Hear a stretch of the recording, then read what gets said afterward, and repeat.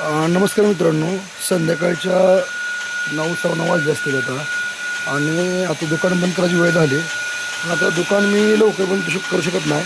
थांबायमध्ये filter आधी बंद करतो. कारण की कसा विषय सध्याला आज मोटरचा खोळामध्ये झाला होता, पाणी नव्हतं आज. आणि जवळजवळ पूर्ण मळा जी आहे ती माझ्या जी फिल्टर आहे त्यावर डिपेंड आहे. त्यामुळं मला प्रॉपर पाण्याचं नियोजन करावं लागते. सध्याला आपल्याकडं 4,000 ते 5,000 लिटर 4,000 लिटरची कॅपॅसिटी पाणी आहे. तरी पण ती पाणी पुरत नाही. सध्याला आता आपण एक टाकी हे आपल्याकडे आहे एक टाकी शिल्लक, त्या टाकी जोडायची.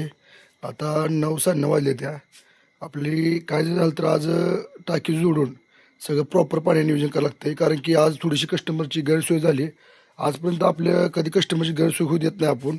आपण पाण्याची क्वालिटी एक नंबर क्वालिटी होती, त्यामुळं आपल्याला कस्टमरचा चांगला रिस्पॉन्स आहे. आपले रेट ₹2 महाग आहेत, पण क्वालिटीचा आपल्या नाद करत नाही कोण.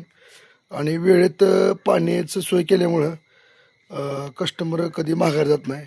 आज पहिल्यांदा थोडीशी कस्टमरची गैरसोय झाली 1-2 तासासाठी, पण आपण ती पूर्ण गैरसोय कमी करणार आहे आणि प्रॉपर पाण्याचं नियोजन करणार आहे. एकदम टकाटकमध्ये पाण्याचं नियोजन करून कस्टमरला पाणी देणार आहे आपण.